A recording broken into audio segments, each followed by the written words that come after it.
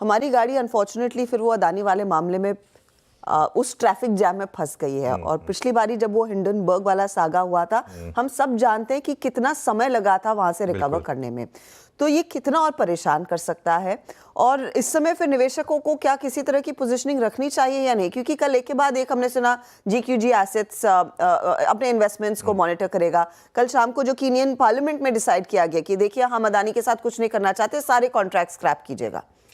हर्षिता, इसमें ना एक चीज़ मैं बताऊँ आपको, इसमें तो ना पॉलिटिकल एंगल काफ़ी आ गया है, तो इसके लिए इसमें मैं बहुत ज़्यादा डिस्कस करना नहीं चाहता हूँ वैसे, लेकिन क्योंकि मार्केट के लिए एक इम्पॉर्टेंट फैक्टर है, हाँ। इसके लिए मैं इसको सिर्फ एक डिस्कस कर रहा हूँ।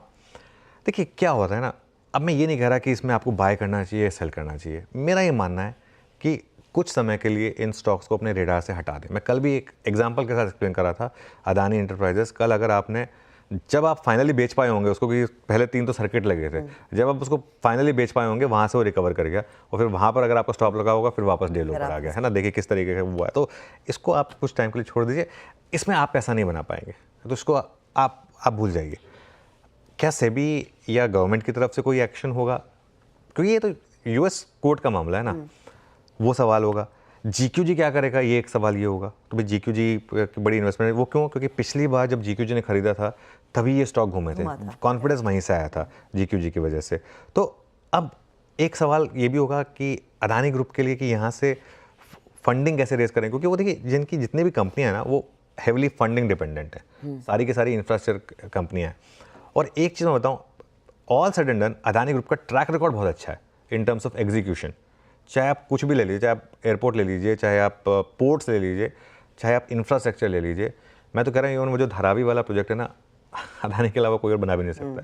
तो वो ट्रैक रिकॉर्ड उनका काफ़ी अच्छा है, लेकिन उनको यूएस में अब फंडिंग मिलनी थोड़ी मुश्किल होगी। अब तक वो यूएस से काफ़ी फंडिंग ले रहे थे, यूएस से फंडिंग मिलनी थोड़ी मुश्किल होगी। क्या राइट्स इशू लाएंगे या एफपीओ लाएंगे, क्या लोग सब्सक्राइब करेंगे, आई थिंक ये कुछ सवाल होंगे। तो इसमें ना ये सब कंजेक्चर है, तो इसके लिए इस पर बहुत ज़्यादा डिबेट करके फ़ायदा नहीं है। इशू क्या है कि क्या इसका मार्केट पर कोई एक बियॉन्ड अ पॉइंट इम्पैक्ट है। और मार्केट पर इम्पैक्ट बियॉन्ड अ पॉइंट क्या था? मार्केट पर इम्पैक्ट बियॉन्ड अ पॉइंट था कि बैंकों को लेकर, कि क्या बैंकों पर एक सिस्टमिक रिस्क इसकी वजह से ओपन हो रहा है। वो मेरे ख्याल से एक कंप्लीटली अनथिंकेबल है, उसमें ऐसा कुछ इशू है ही नहीं। एक तो इनका इंडियन डेट रिलेटिवली काफ़ी कम है, कल मैंने नंबर्स के साथ एक्सप्लेन किया था। और दूसरा, ऐसा नहीं है ना कि अदानी ग्रुप एनपीए बन गया। दे अब तक सारी पेमेंट्स पे इन्होंने ऑनर किए हैं, सब कुछ किया है। तो उस वजह से मुझे एक मार्केट, कल क्या था ना, फर्स्ट डे था, तो एकदम झटका लगा, किसी को समझ नहीं आया कि क्या हुआ क्या नहीं हुआ। इसके लिए कल मार्केट ने इस तरीके से रिएक्ट किया था।